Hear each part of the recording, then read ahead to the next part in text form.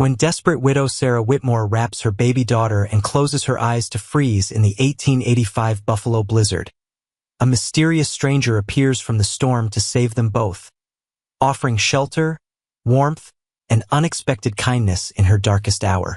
But when railroad investigators arrive at his cabin the next morning, Sarah discovers her savior has been hiding a devastating secret about her husband's death that could have changed everything.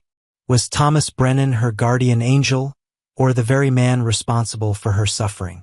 The baby stopped crying, and that scared Sarah more than anything else that had happened in the past 3 months.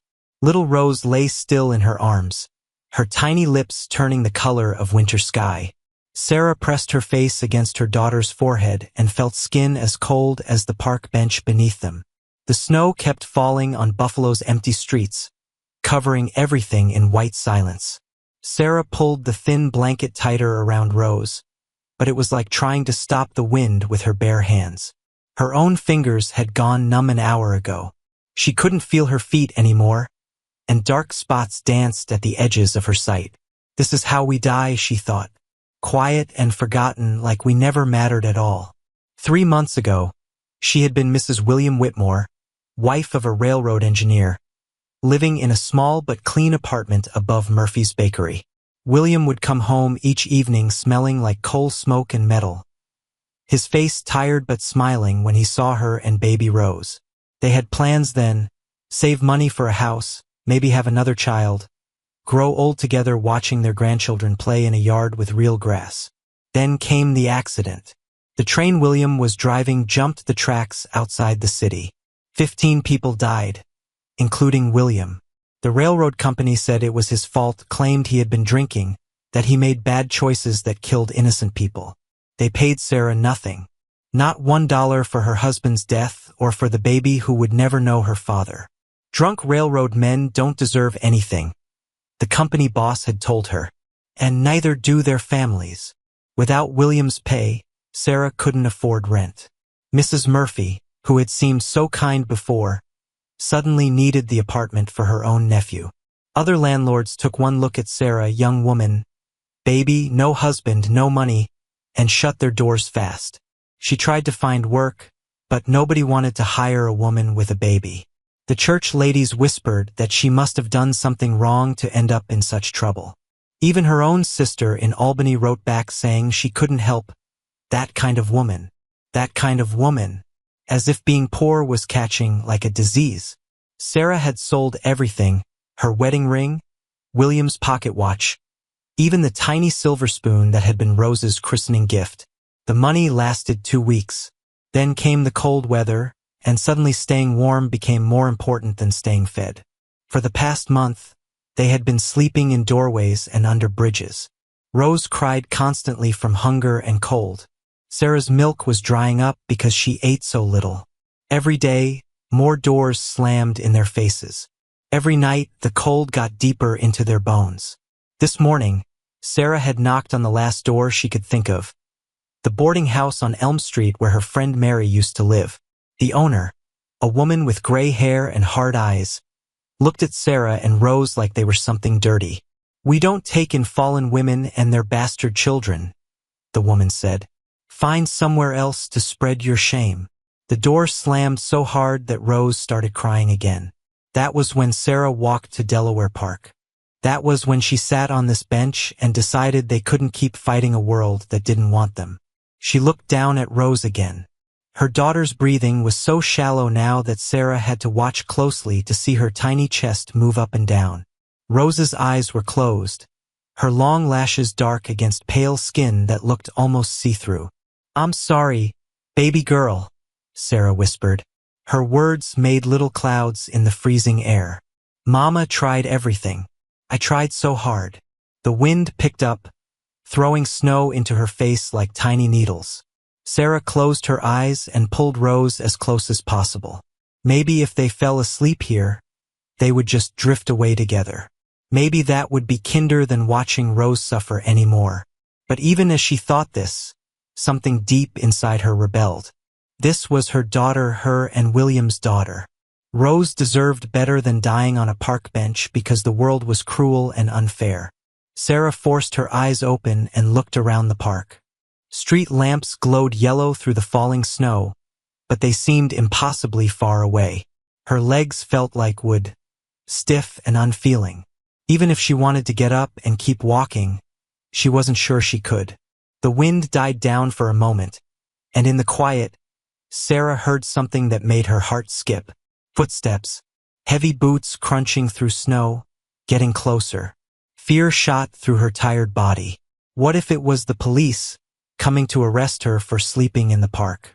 What if it was someone dangerous, someone who would hurt them? In her condition, she couldn't run or fight. She couldn't even call for help.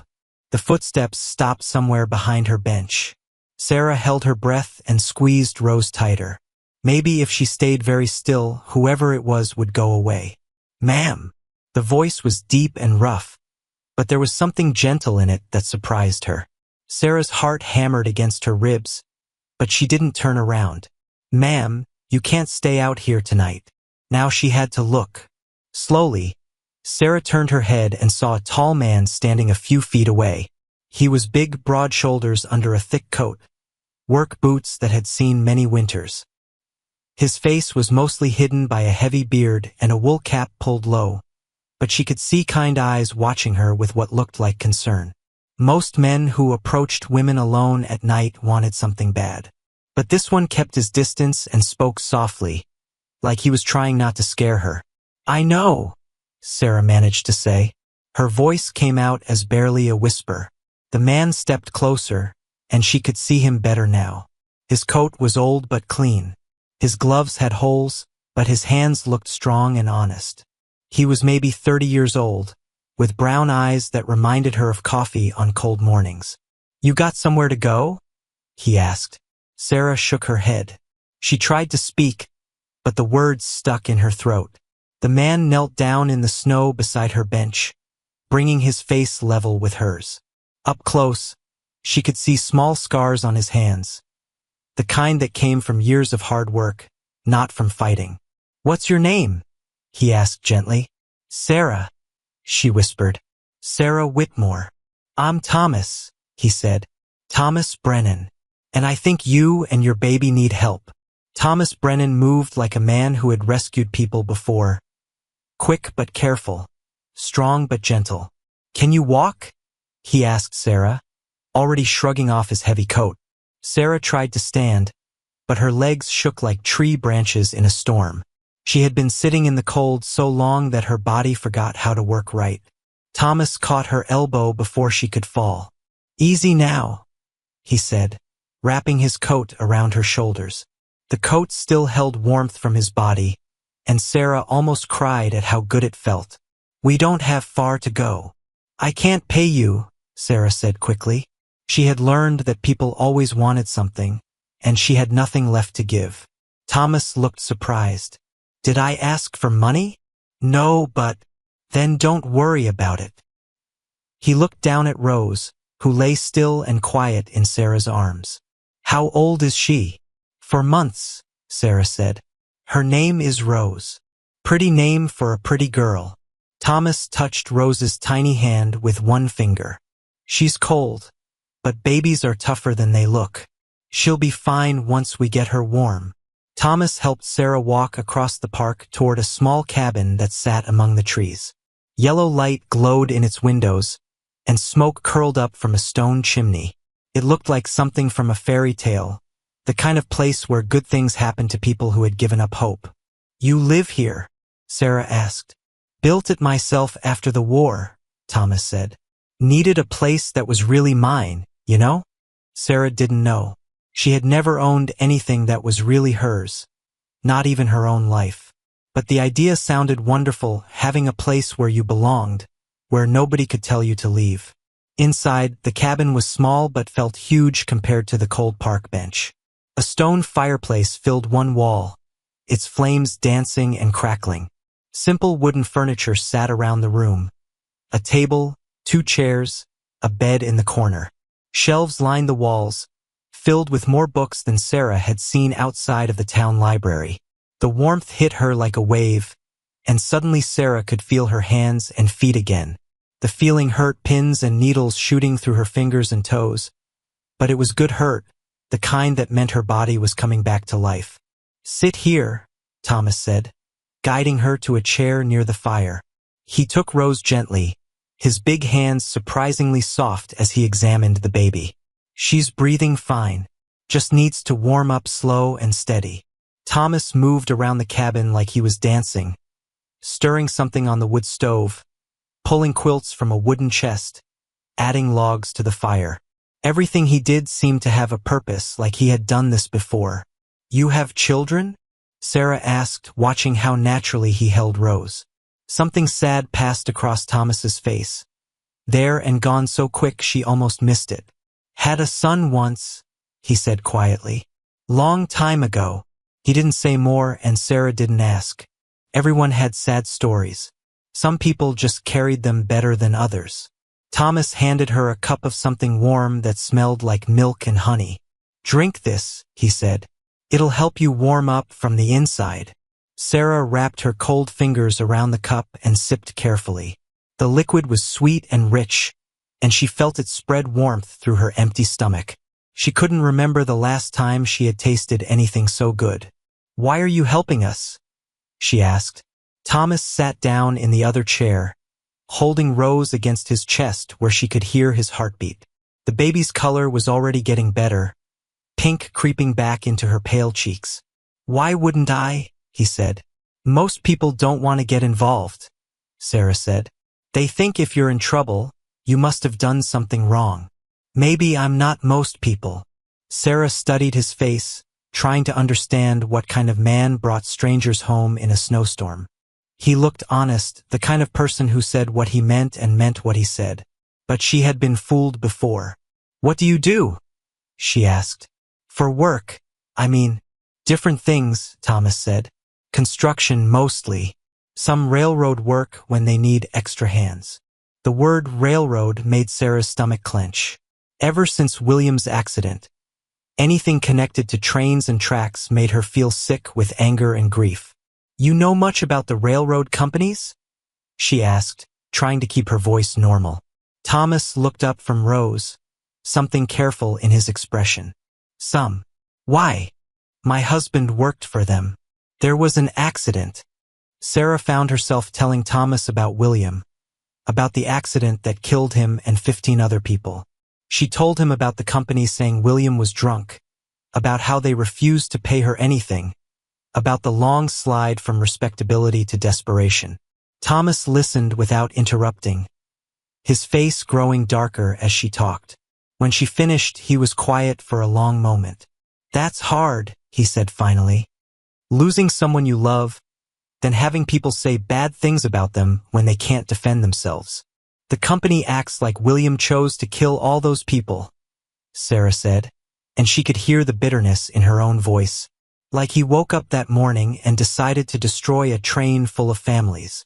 Companies like that, they always need someone to blame," Thomas said. "Easier than admitting their equipment might be bad or their safety rules might not work." Sarah looked at him sharply. He sounded like he knew more about railroad companies than he was letting on. But before she could ask, Rose started making small hungry noises. "She needs to eat," Sarah said, feeling suddenly shy. She had been nursing Rose wherever she could find shelter, in doorways, under bridges, behind buildings. But this was different. This was someone's home, and Thomas was being so kind.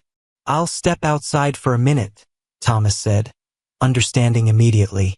"Check on the storm." After he left, Sarah settled Rose at her breast and looked around the cabin. Everything was clean and well cared for, but simple.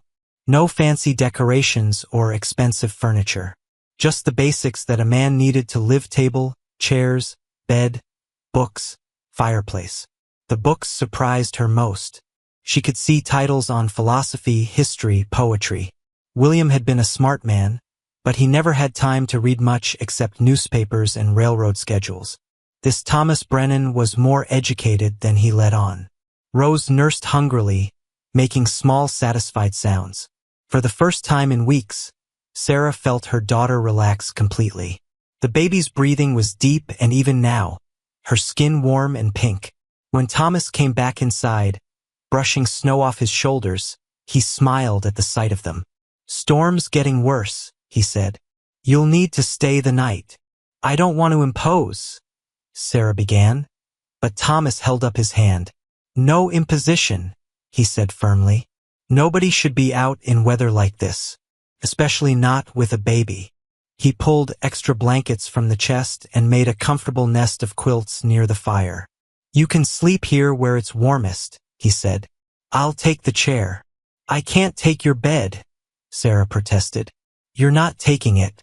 I'm giving it." Thomas's voice was gentle but final. "Get some rest, Sarah Whitmore. Tomorrow we'll figure out what comes next." As Sarah settled Rose into the warm nest of blankets, she felt something she hadn't experienced in months: safety. Not just from the cold and snow, but from the world's cruelty. For one night, at least, she and Rose were protected. But as she drifted towards sleep, listening to the storm rage outside and the fire crackle inside, one question echoed in her mind. What kind of man was Thomas Brennan, really? And why did talking about the railroad make him look so troubled? Outside, the wind howled like something wild and dangerous. Inside, three strangers who had found each other in the storm settled into an uneasy peace, each carrying secrets that could change everything. The cabin door creaked open, and Sarah stepped into a world that felt like stepping inside a warm hug. Orange flames danced in a stone fireplace that took up half the wall. The sweet smell of burning wood mixed with something else, coffee, maybe, and the clean scent of soap. Sarah had forgotten what a truly warm room felt like. Her frozen fingers began to tingle as the heat reached them. "Sit right there," Thomas said, pointing to a wooden chair near the fire. "Don't move until I tell you." Sarah obeyed, too tired to argue. Rose stirred in her arms, making tiny sounds like a kitten. The baby's lips were still blue, but her breathing seemed easier now that they were out of the wind. Thomas moved around the small space like he'd done this 100 times before. He pulled thick blankets from a wooden chest that sat under the window. He filled a pot with water and set it on top of a black stove. He opened cabinets and drawers, gathering things Sarah couldn't see. The cabin was smaller than her old house, but it felt bigger somehow. Maybe because everything in it seemed to have a purpose. A bed sat in one corner, covered with a quilt that looked handmade. Shelves lined the walls, filled with books and jars and tools. A small table sat near the window with 2 chairs tucked underneath.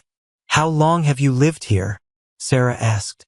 3 years, Thomas replied, not looking up from whatever he was doing at the stove. "Built it myself after I came back from the war." Sarah studied his broad shoulders, the way his hands moved with confidence.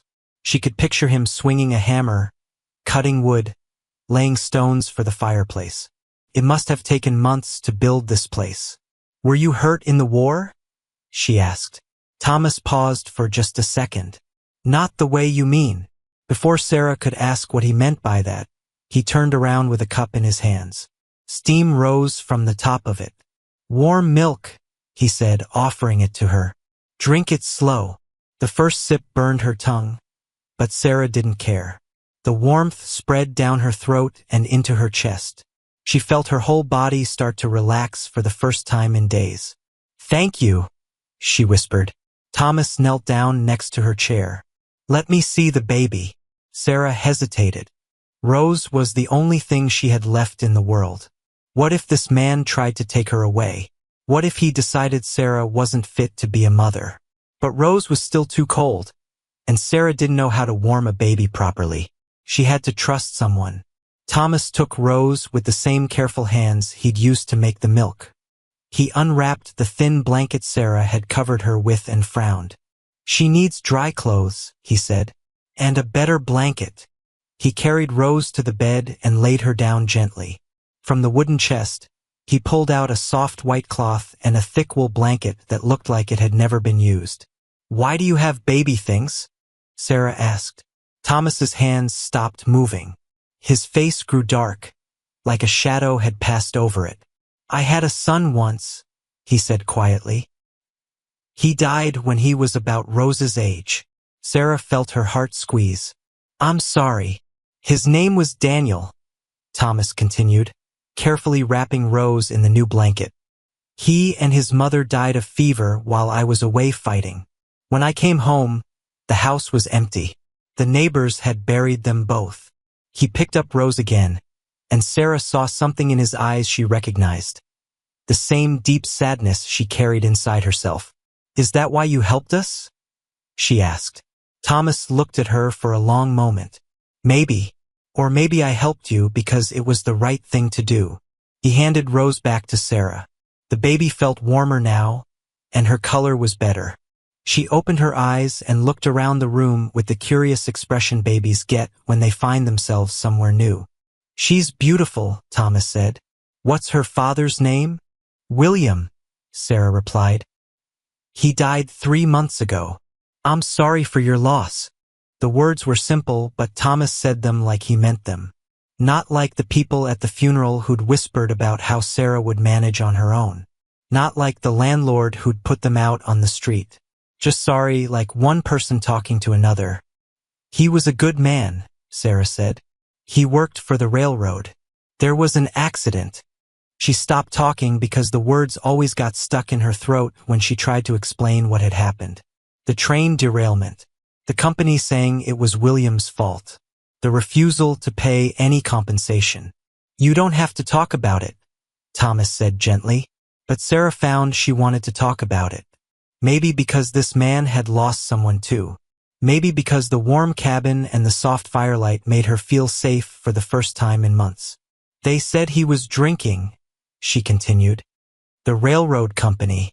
They said the accident was his fault, so they wouldn't pay me anything. But William never drank. Not ever. He promised me when we got married that he wouldn't touch alcohol. Thomas was very still, listening. I tried to tell them they were wrong, but they wouldn't listen to me. They said I was just a wife trying to protect her husband's reputation. They said I should be grateful they didn't sue me for the damage to their train. Sarah felt tears starting to come, but she kept talking. I had to sell everything we owned just to pay for his funeral. Then the landlord said I couldn't afford the rent anymore. I looked for work, but nobody wants to hire a woman with a baby. Especially not a woman they think is lying about her dead husband. Rose made a small sound, and Sarah looked down at her daughter's face. The baby was watching her with those serious blue eyes, as if she understood every word. So I walked, Sarah finished. I walked all over the city, knocking on doors, begging for work or charity or just a warm place to sleep, and every door closed in my face. Thomas was quiet for a while. Outside, the wind howled around the cabin, rattling the windows. But inside, the fire crackled peacefully, and Sarah felt safer than she had in months. You're not walking anymore, Thomas said finally. What do you mean? I mean you can stay here, as long as you need to. Help me keep the place clean, maybe cook sometimes. I'm not much good at cooking. Sarah stared at him. You don't even know me. I know you're a mother trying to take care of her child. I know you're honest and brave and you've been dealt a bad hand through no fault of your own. That's enough. Why would you do that for a stranger? Thomas looked into the fire, and Sarah saw that shadow cross his face again. Because everybody deserves a second chance, he said. And because this cabin gets awful lonely sometimes. Before Sarah could respond, Rose began to cry. Not the weak cry of a cold, hungry baby, but the strong, demanding cry of a child who was warm and felt safe enough to ask for what she needed. Sarah smiled, and realized it was the first time she'd smiled in months. But even as she felt hope beginning to grow in her chest, she couldn't shake the feeling that Thomas was hiding something. Something important. Something that might change everything if she knew what it was. Rose's crying woke Sarah from the deepest sleep she'd had since William died. For a moment, she couldn't remember where she was. The room was too warm, too bright. The bed was too soft. Then she heard the sound of someone moving around in the kitchen area, and everything came back to her. Thomas's cabin. The storm.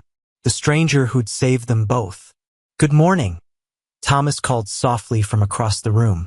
"Coffee's ready." Sarah sat up slowly, her body aching in places she'd forgotten could ache. Sleeping on park benches and doorsteps for weeks had taught her to sleep light and wake up ready to run. But last night, she'd slept like a person who felt safe. Rose was fussing, making the hungry sounds Sarah knew so well. She began to nurse her daughter, grateful for the warmth of the cabin and the privacy Thomas had given her by keeping his back turned. "There's food when you're ready," Thomas said. "Nothing fancy, but it's hot." Sarah looked around the cabin in the morning light. It looked different now, smaller but somehow more real. She could see the careful way Thomas had built everything, the way each piece of furniture fit perfectly in its space. This wasn't just a place to sleep. This was a home. "I should leave," she said suddenly. Thomas turned around, a bowl of oatmeal in his hands. "Why?" The question was simple, but Sarah didn't have a simple answer. She should leave because she couldn't take charity from a stranger. She should leave because she had imposed enough already. She should leave because staying felt too much like giving up on solving her own problems. But mostly, she should leave because she was starting to feel something she couldn't afford to feel: hope. "I can't stay here forever," she said. "I'm not asking you to stay forever," Thomas replied. "I'm asking you to stay long enough to figure out what comes next." He set the bowl on the small table and pulled out a chair for her. The simple gesture reminded Sarah of William, who'd always held her chair at their tiny kitchen table. "What if there is no what comes next?" she asked. "There's always something next," Thomas said firmly. "The question is whether you're strong enough to wait for it." Sarah moved to the table, still holding Rose. Through the window, she could see that the storm had passed. The world outside was covered in fresh snow that sparkled like diamonds in the morning sun. "Tell me about your husband," Thomas said as Sarah began to eat. It was an unexpected request, and Sarah felt her chest tighten. People didn't usually want to hear about William. They wanted to hurry past the sad parts and get to what they could do to help, which was usually nothing. "He was kind," she said slowly. "Kinder than anyone I'd ever met. He never raised his voice, never said a harsh word about anybody." Thomas nodded, encouraging her to continue. "He loved trains," Sarah went on, surprised by how good it felt to talk about her husband. "He used to say they were like giant metal dragons, carrying people to places they'd never dreamed of going. He was so proud to work for the railroad." "What kind of work did he do?" "He was a brakeman. He helped stop the trains when they came into the station. It was dangerous work, but William was careful. He never took chances." Thomas grew very still. "A brakeman?" "Yes, he'd been doing it for 5 years. Never had an accident, never had a complaint from his supervisors. That's why I knew they were lying when they said the wreck was his fault."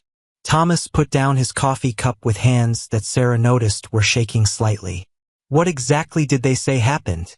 he asked. Sarah felt a familiar anger rise in her chest. "They said he was drinking on the job. They said he failed to set the brakes properly when the train was coming into the station, and that's why it derailed and crashed into the building." "But you don't believe that."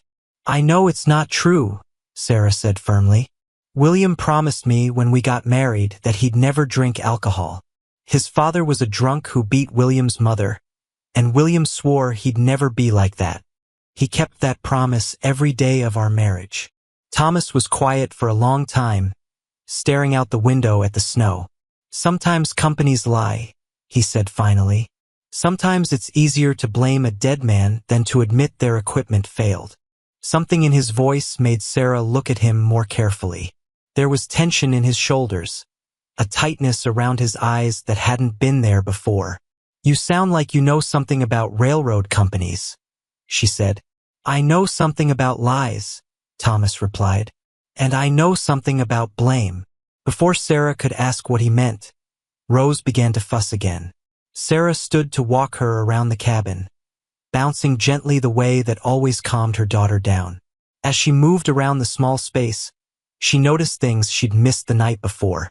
A newspaper folded on the shelf, dated 3 months ago, right around the time of William's accident. a railroad timetable tacked to the wall near the door, a set of work gloves that looked like the kind railroad men wore. "Thomas?" she said slowly. "Did you know my husband?" Thomas went very still. When he looked at her, Sarah saw something in his eyes that made her stomach drop: guilt, fear, and something else she couldn't name. "Why would you ask that?" he said. "The newspaper, the timetable, those gloves." Sarah's voice was getting higher, more urgent. "You know something about the railroad. You know something about what happened to William." Thomas stood up abruptly, his chair scraping against the wooden floor. "I think I hear horses," he said, moving toward the window. Sarah followed him, Rose still in her arms. Through the glass, she could see two men on horseback approaching the cabin. They wore heavy coats and serious expressions, and something about the way they sat their horses told Sarah they were used to getting what they came for. "Who are they?" she asked. Thomas's face had gone pale. "Nobody you need to worry about." But even as he said it, Sarah could see he was lying. His hands were clenched into fists, and there was sweat on his forehead despite the cool morning air. The men dismounted and approached the cabin with purpose. One of them knocked on the door, not a friendly knock, but the kind of knock that demanded an answer. "Thomas Brennan," a voice called out. "We need to talk." Thomas looked at Sarah, and in his eyes she saw something that made her blood run cold. The look of a man who'd been caught. "Stay here," he said quietly. "Whatever happens, stay inside with Rose." But as Thomas moved toward the door, Sarah felt everything she'd thought she understood about her situation beginning to shift. The kind stranger who'd saved her from the storm was about to become something else entirely.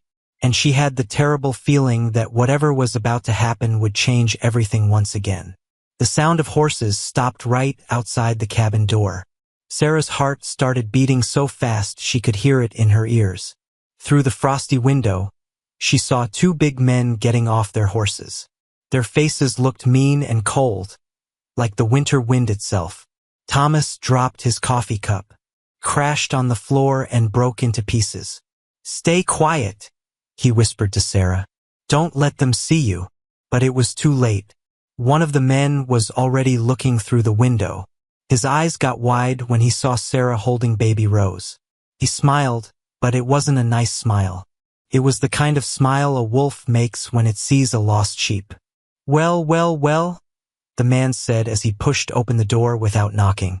"Look what we found here, Thomas. The pretty widow and her little baby." Sarah pulled Rose closer to her chest. The baby started crying, like she could feel the danger in the room. Sarah's hands shook as she tried to calm her down. The second man came inside too. He was even bigger than the first one. His boots made loud sounds on the wooden floor. "Mrs. Sarah Whitmore," he said.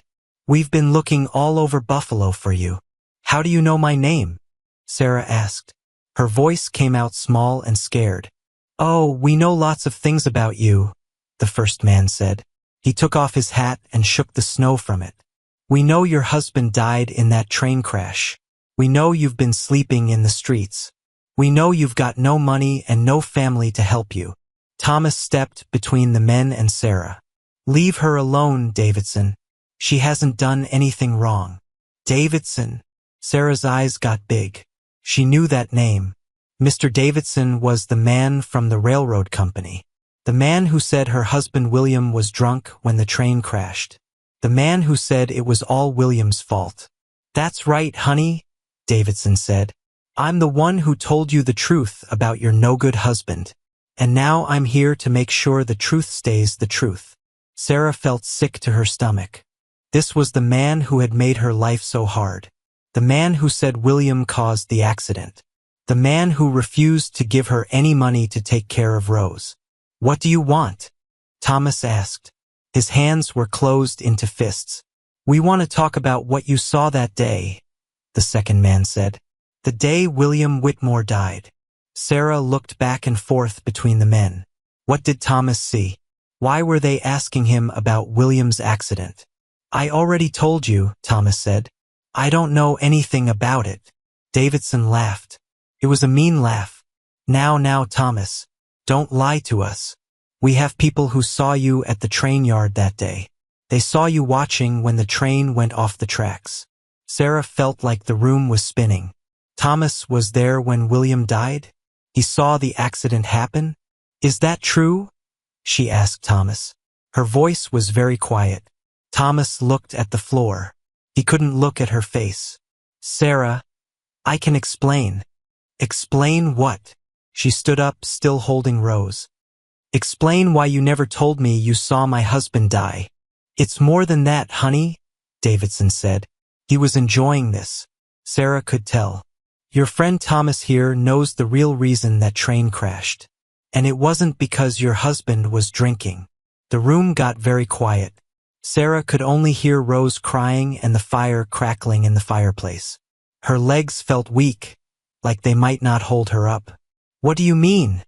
She whispered. The brakes broke, the second man said. The train company knew they were old and dangerous, but they didn't want to spend money to fix them. So when the accident happened, they blamed your husband instead.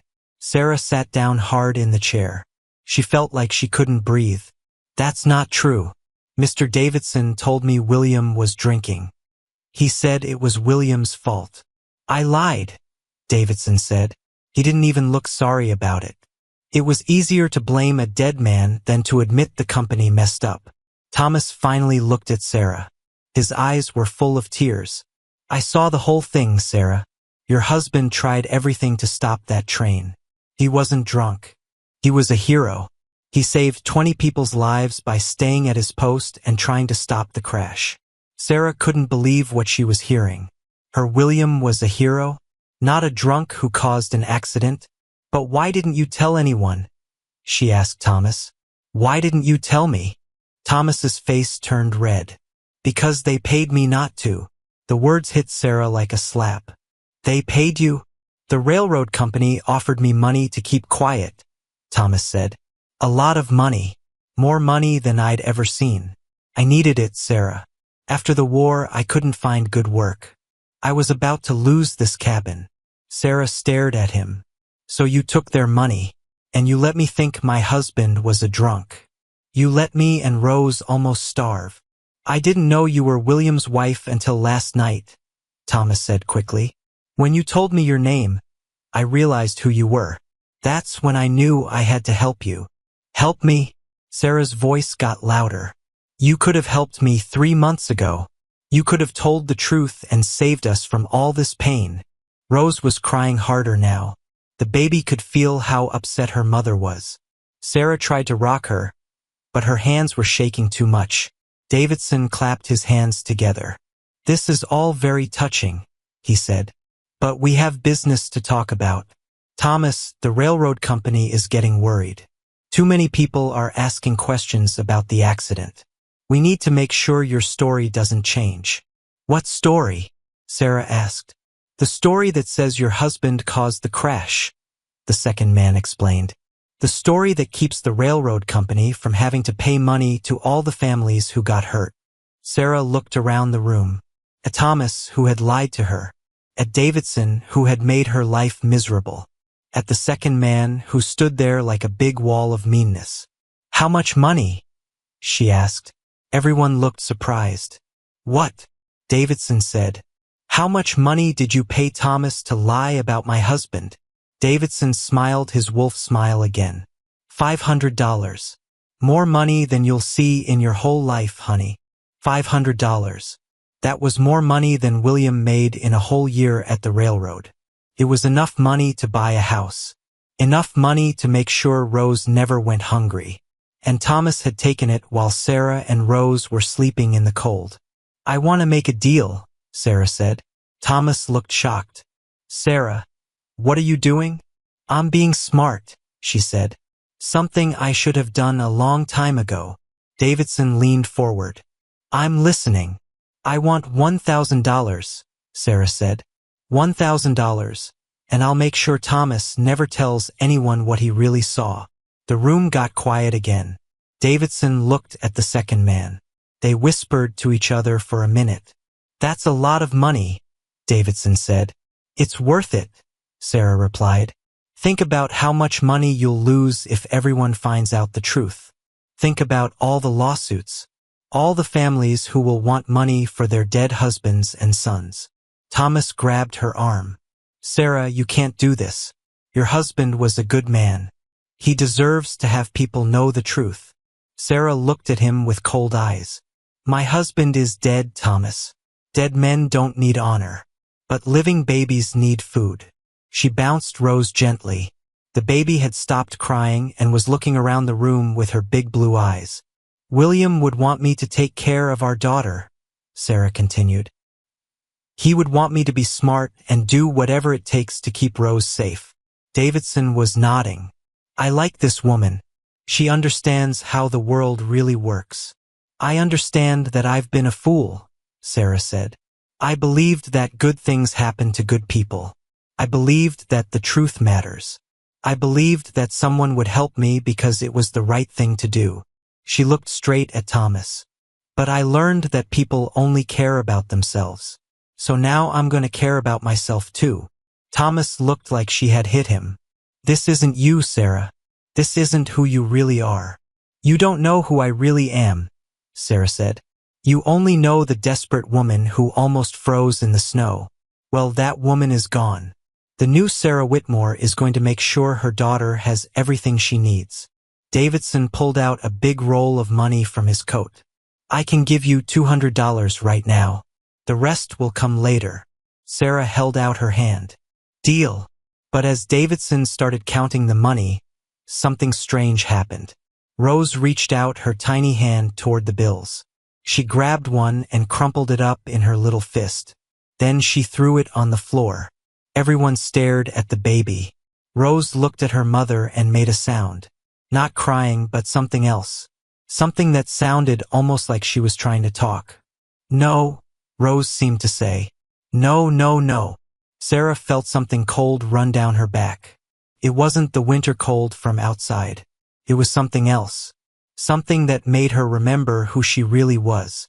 Rose's tiny fist held that crumpled dollar bill like it was poison. The baby looked right into her mother's eyes and made that sound again. No, no, no. Sarah felt like lightning had hit her. Her daughter, who could barely sit up by herself, had just told her not to take the dirty money. Rose couldn't even talk yet, but she knew right from wrong better than any of the grown-ups in that room. I changed my mind, Sarah said suddenly. Davidson stopped counting the money. What did you say? I said I changed my mind. Sarah stood up, still holding Rose. I don't want your money. But you just agreed to the deal, the second man said. He looked confused. Sarah walked over to where the dollar bill had fallen. She picked it up and threw it back at Davidson. Some deals aren't worth making. Thomas stared at her like he was seeing a ghost. Sarah, what are you doing? I'm remembering who I married, she said. William Whitmore was the most honest man in Buffalo. He never lied, never cheated, never took money he didn't earn. And I'm his wife. That has to mean something. Davidson's face got red and angry. You're making a big mistake, lady. We can make life very hard for people who don't cooperate. You already made my life hard, Sarah said. You made me think my husband was a drunk and a failure. You let me and my baby almost die in the cold. You can't make my life any worse than it already was. She turned to Thomas. But you can make it better. Thomas looked confused. What do you mean? Tell the truth, Sarah said. Write down everything you saw that day. Sign your name to it. Let everyone know that William Whitmore died a hero. If I do that, they'll make sure I never work again, Thomas said. They'll take away my cabin. I'll have nothing. Sarah looked around the little cabin. At the warm fire, the soft chairs, the books on the shelves. It was a nice place, a safe place, but it was built on lies and blood money. Then you'll know how it feels, she said quietly. You'll know what it's like to lose everything because of other people's lies. Thomas sat down hard in a chair. He put his head in his hands. Sarah, I'm sorry. I'm so sorry. I was scared and selfish and stupid. Sorry doesn't feed my baby, Sarah said. Sorry doesn't give me back the 3 months I spent thinking my husband was a disgrace. But the truth might help other families who are going through what I went through. Davidson stepped closer to Sarah. He was a big man and he was trying to scare her. Listen here, little lady. You don't understand how powerful the railroad company is. We can destroy you. Sarah looked up at him. She was tired of being scared, tired of being pushed around, tired of letting other people decide what was going to happen to her and Rose. No, she said. You can't. What did you say? I said you can't destroy me. You already tried. You took away my money, my home, my husband's good name. You made me so desperate I was ready to die in the snow. But I'm still here. My baby is still here. And we're not going anywhere. Rose made a happy sound and clapped her little hands. She liked hearing her mother talk strong. The second man whispered something to Davidson. Davidson nodded and whispered back. They were making plans, and Sarah didn't like the look in their eyes. What if we told everyone in town that you're a bad woman? Davidson said. What if we said you were stealing and lying? What if we made sure no one would rent you a room or give you a job? Sarah felt scared for a second. She had Rose to think about. She couldn't let her baby suffer because of her choices. But then she looked at Thomas. He was watching her with sad eyes. He was waiting to see what she would do, waiting to see if she would be brave or if she would give up. Then I guess I'll have to prove you wrong, Sarah said. She walked over to the small table where Thomas kept his paper and pens. She found a clean sheet and set it down in front of him. Write, she said. Sarah, write down what you saw the day my husband died. Write down how much money they paid you to keep quiet. Write down everything. Thomas picked up the pen. His hand was shaking. If I do this, there's no going back. There's already no going back, Sarah said. The only question is whether we're going to keep living with lies or start living with the truth. Davidson tried to grab the paper away. I won't let you do this. But Thomas was bigger and stronger. He held onto the paper and started writing. His pen moved fast across the page. I, Thomas Brennan, saw the train accident that killed William Whitmore, he wrote. The accident was not caused by drinking or carelessness. The brakes on the train were broken. Mr. Whitmore tried to stop the train and save the passengers. He died a hero. Davidson was so angry his face turned purple. You're going to be sorry you did this, Brennan. Both of you are going to be very sorry. Maybe, Sarah said. But at least we'll be sorry for doing the right thing instead of sorry for doing the wrong thing. Thomas kept writing. He wrote about the money the railroad paid him. He wrote about how they threatened him if he ever told the truth. He wrote about seeing Sarah and Rose in the snow and not knowing who they were at first. When he was done, he signed his name at the bottom. Then he looked at Sarah. What now? He asked. Sarah thought for a minute. She had to be smart about this. Davidson and his friend weren't going to give up easy. They would try to stop her from telling people the truth. Now we make copies, she said. Lots of copies. We give them to the newspaper, to the church, to anyone who will listen. The newspaper won't print this, Davidson said. We pay them good money to stay quiet about railroad business. Sarah smiled. It was the first real smile she'd had in months. Maybe the Buffalo newspaper won't print it. But there are other newspapers. Newspapers in other cities. Newspapers that don't take railroad money. She had an idea. A good idea. Thomas, you said you fought in the war, right? Yes. Why? Do you know other soldiers? Men who came back from the war and are having trouble finding work. Thomas nodded. Lots of them. Men who might be angry to find out that the railroad is lying about accidents and not paying families what they owe. Thomas's eyes got bright. He was starting to understand her plan. Very angry men. Davidson and his friend looked worried for the first time. They were used to dealing with scared women and desperate men. They weren't used to dealing with someone who was making plans. You can't fight the railroad company, the second man said. They have too much money and too much power. Maybe, Sarah said, but they have to live in this town. They have to look their neighbors in the eye. They have to sleep at night knowing what they've done. She picked up the paper with Thomas's confession. And now everyone is going to know what they've done. Rose started making happy baby sounds again. She was playing with the buttons on Sarah's dress, not knowing that her mother was fighting the biggest fight of her life. "I'm going to make you both pay for this," Davidson said. His voice was low and mean. "You already made us pay," Sarah said. "But we're still here, and we're going to make sure no other family has to go through what we went through." Thomas stood up. "Sarah's right. I should have done this months ago. I should have been brave enough to tell the truth from the beginning." "It's not too late to be brave now," Sarah said. Davidson and his friend headed for the door. "This isn't over," Davidson called back. "Yes, it is," Sarah said. "It's been over since the moment you decided to lie about my husband. You just didn't know it yet." After the men left, the cabin got very quiet. Thomas and Sarah looked at each other. They both knew their lives had just changed forever. "What happens now?" Thomas asked. Sarah looked down at Rose, who had fallen asleep in her arms. The baby's face was peaceful and happy. She trusted her mother to take care of her and do the right thing. "Now we tell the truth," Sarah said. "And we see what happens when good people decide to fight back." Outside, the wind was blowing hard.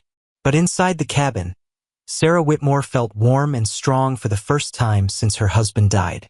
She had found her voice, and she was never going to be quiet again.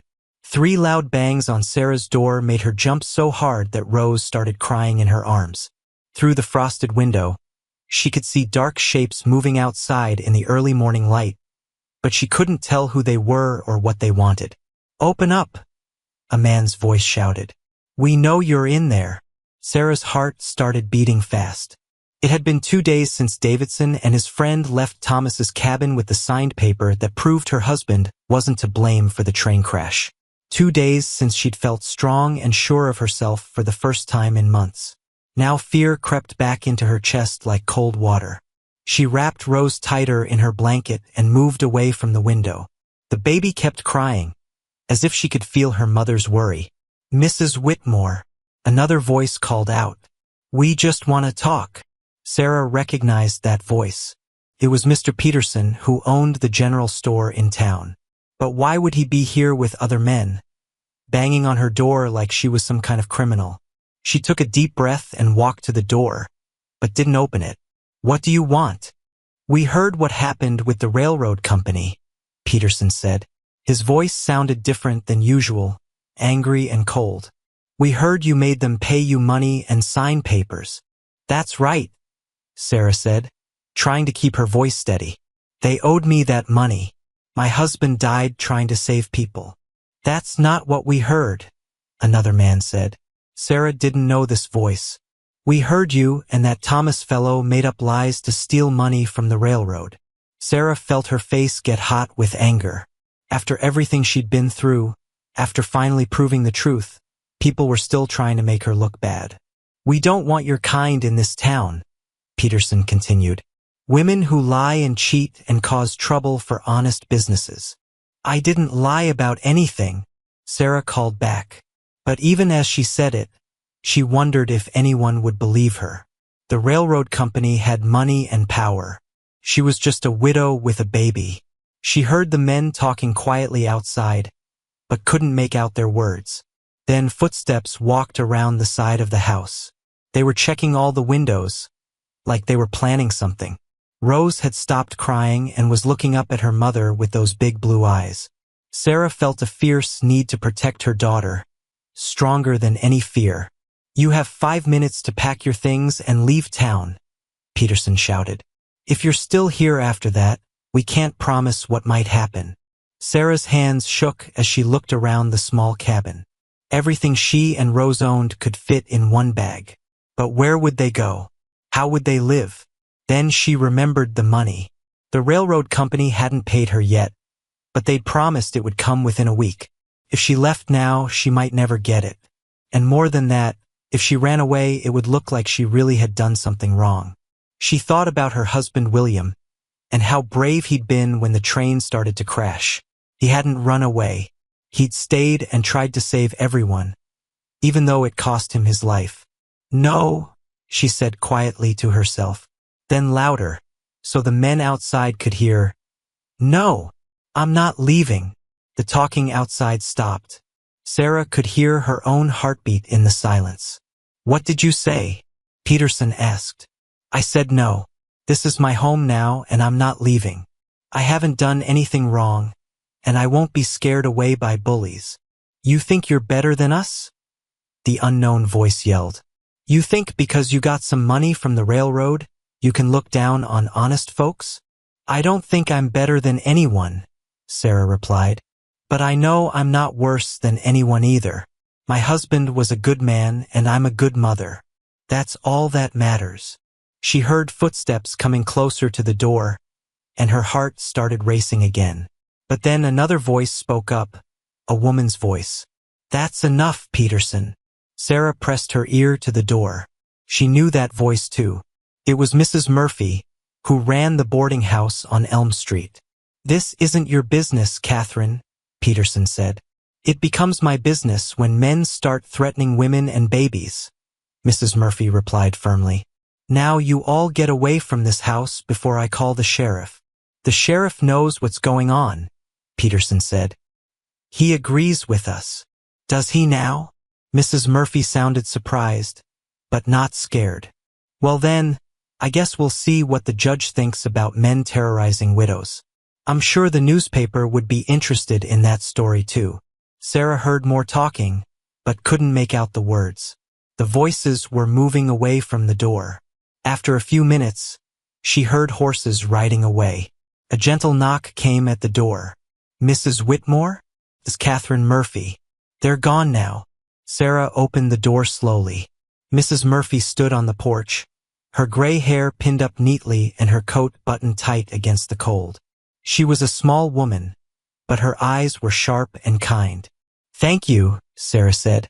"I don't know what they might have done if you hadn't come." "Nonsense," Mrs. Murphy said, stepping inside without being asked. "I've known Henry Peterson since he was a boy pulling girls' braids in school. He's all noise and no action." She looked around the cabin, then at Rose. "Though I will say you've stirred up quite a fuss in town." "I just wanted the truth to come out about my husband," Sarah said. "And it has, hasn't it?" Thomas Brennan finally told everyone what he saw that day, about how the train's brakes failed, and how your William died trying to stop it. Mrs. Murphy sat down in the chair by the fire. Course, that made some people angry. The railroad company has been telling everyone it was William's fault for months. Now they have to admit they were wrong. "So people are mad at me for proving my husband wasn't a drunk?" "Some people don't like being wrong," Mrs. Murphy said with a shrug. "And some people don't like it when someone they see as beneath them stands up for themselves." Sarah felt tears starting to form in her eyes.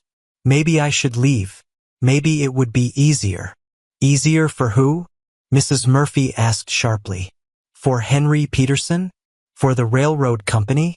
What about easier for you and that baby?" Sarah looked down at Rose, who was trying to grab her mother's finger with her tiny hand. "Let me tell you something, dear," Mrs. Murphy continued. "I've been in this town for 40 years. I've seen men try to push women around before. If you run now, you'll spend the rest of your life running. But if you stay and fight, you might just win." "Fight how? I don't have any power. I'm nobody important." Mrs. Murphy laughed, but it wasn't a mean laugh. "You just made the railroad company admit they were wrong and pay you money they didn't want to pay. You call that having no power?" Sarah had never thought of it that way before. "Besides," Mrs. Murphy added, "you're not fighting alone. There are other women in this town who've been pushed around by their husbands' bosses. Other widows who've been cheated out of what they're owed. They're watching what you do, Sarah Whitmore. If you show them it's possible to stand up and win, they might find the courage to do the same." As if to prove her point, another knock came at the door. This time it was softer, more hesitant. Sarah opened it to find a young woman about her own age, holding a baby only slightly older than Rose. The woman's clothes were patched and worn, and her face was thin with worry. "Mrs. Whitmore? My name is Emma Collins. My husband died in the mine accident last month, and the company says it was his fault too. They won't pay me anything."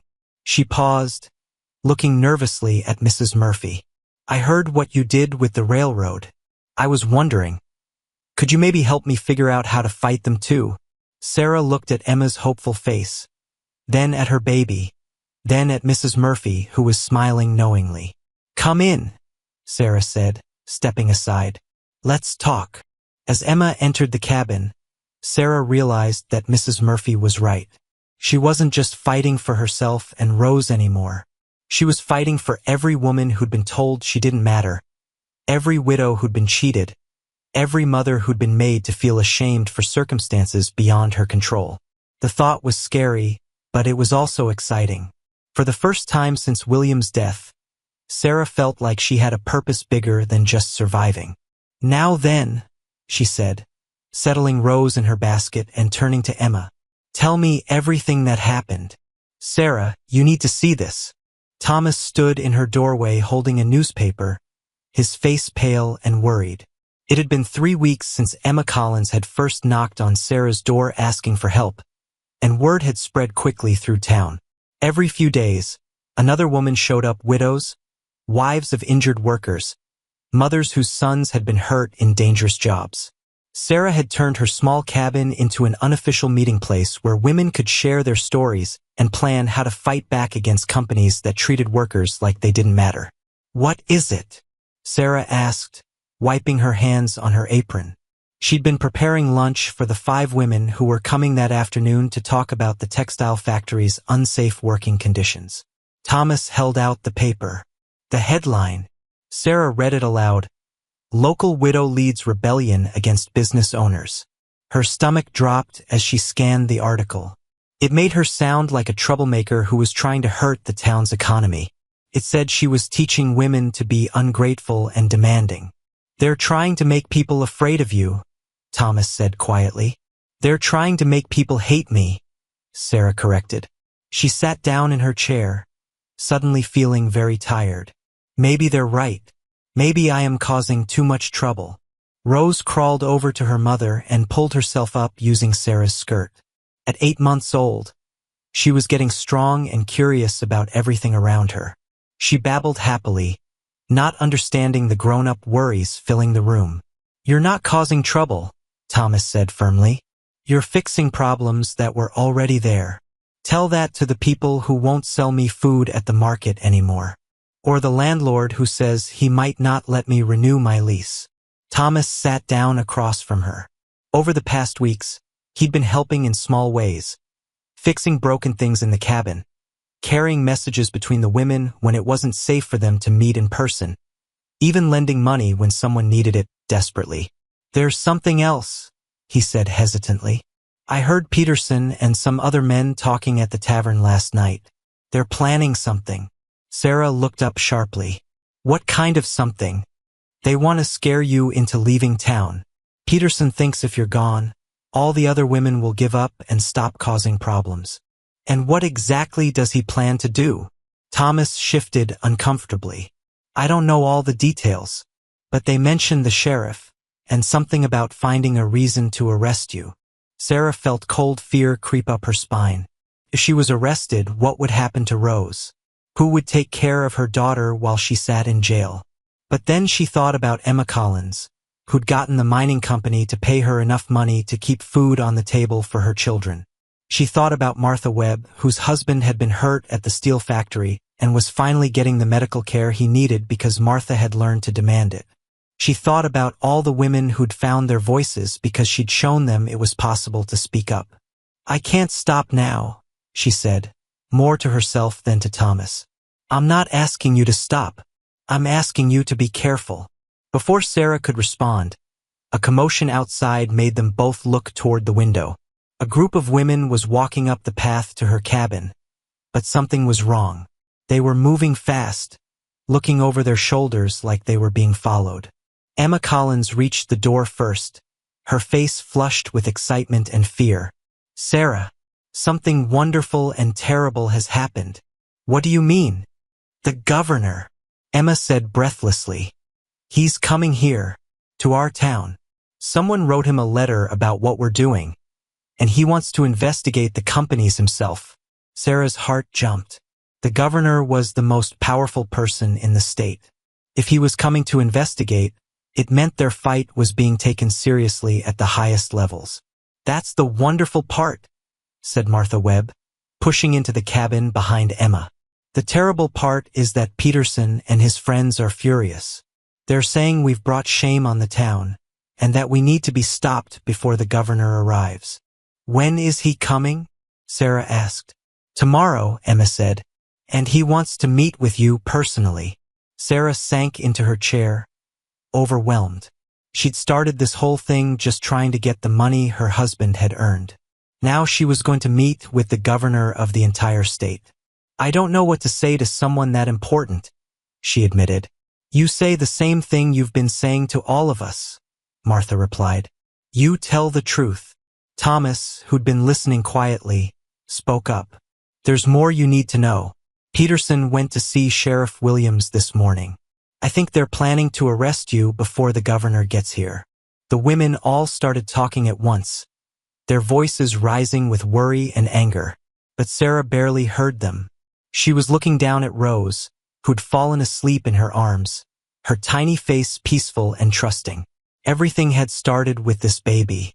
Sarah's desperate need to keep her daughter safe and fed had led her to that bench in the snow, ready to give up. But it had also led her to find strength she didn't know she had. Now other women were counting on her. The governor was coming because of her, and men with power were trying to stop her because they were afraid of what she represented. I need to see the governor, she said suddenly. But if they arrest you first, Emma started. Then you'll have to tell him what happened, Sarah interrupted. All of you. You'll have to tell him how they tried to silence us, and why. She stood up, gently placing Rose in her basket. Thomas, I need you to do something for me. Anything. If something happens to me, if I get arrested or worse, I need you to make sure Rose is taken care of. And I need you to make sure the other women don't give up the fight. Sarah, nothing's going to happen to you. You can't promise that. But you can promise me that this won't all be for nothing. Thomas nodded solemnly. I promise. Sarah looked around at the faces of the women who'd become her friends and allies. A few months ago, she'd been completely alone, with no one to turn to and nowhere to go. Now she was surrounded by people who cared about her and believed in what she was doing. Tomorrow, when the governor comes, we're going to tell him everything, she said. About the train accident, about the mine collapse, about the factory conditions, about all of it. We're going to show him that working people deserve to be treated fairly, and that women deserve to have their voices heard. What if Peterson tries to stop us? Emma asked. Sarah smiled, and for the first time in months, it was a smile with no fear in it at all. Then we'll deal with Peterson too. We've come too far to be scared by bullies now. As the women left to prepare for the governor's visit, Sarah sat alone with Rose and Thomas. Outside, the sun was setting, painting the sky in shades of pink and gold. Are you really not afraid? Thomas asked. Sarah considered the question honestly. I'm terrified, she admitted. But I'm more afraid of what happens if we don't try to change things. I'm more afraid of Rose growing up in a world where people like us don't matter. She picked up her daughter, who yawned and stretched in her arms. Besides, she added, I've already survived the worst thing I could imagine. Everything else is just a challenge to overcome. That night, as Sarah lay in bed with Rose sleeping beside her, she thought about how much had changed since that terrible night in the snow. She'd gone from a woman with nothing to lose to a woman with everything to fight for. Tomorrow would bring new challenges, maybe even new dangers. But tonight, for the first time since William's death, Sarah Whitmore felt truly alive.